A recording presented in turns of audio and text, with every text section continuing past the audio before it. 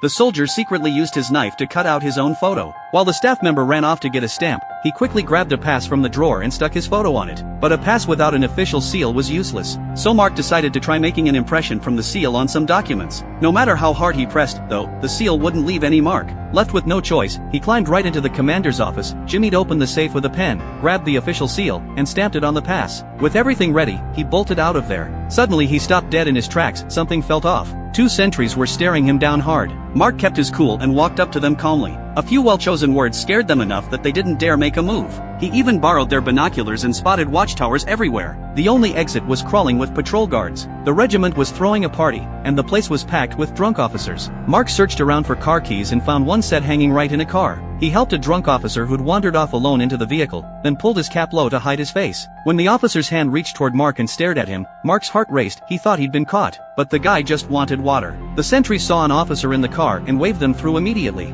Mark made it out by the skin of his teeth. When the officer came to, he found himself lying in the middle of a cornfield. Meanwhile, Mark was driving and working out his next move. He planned to rescue his captured buddy Jack before heading back to base. The car suddenly ran out of gas and died in the middle of the road. Just then, some military vehicles passed by. Mark's situation caught their attention, and they turned around and headed his way. Mark walked up to meet them, cool as a cucumber, and asked to borrow some gas, showing his fake pass. Even though the pass looked perfect, they got suspicious. Just as one of them pulled out a phone to verify Mark's identity, Mark quickly claimed he was from the security department on a secret mission to pick up Jack, a defector being held at Zuanfangli police station. This shocked them. Only a handful of senior officers knew about Jack's arrest, yet Mark knew this classified information. The officer happened to be in charge of Zuanfangli police station. He immediately took Mark there, signed the transfer papers, and Mark finally saw Jack, who was shaking with fear. Just as Mark was about to say goodbye to the officer, the deputy mentioned the car needed gas, but Mark mistakenly said it needed diesel. The air went ice cold. The officer suddenly yelled at his deputy and apologized for his careless mistake.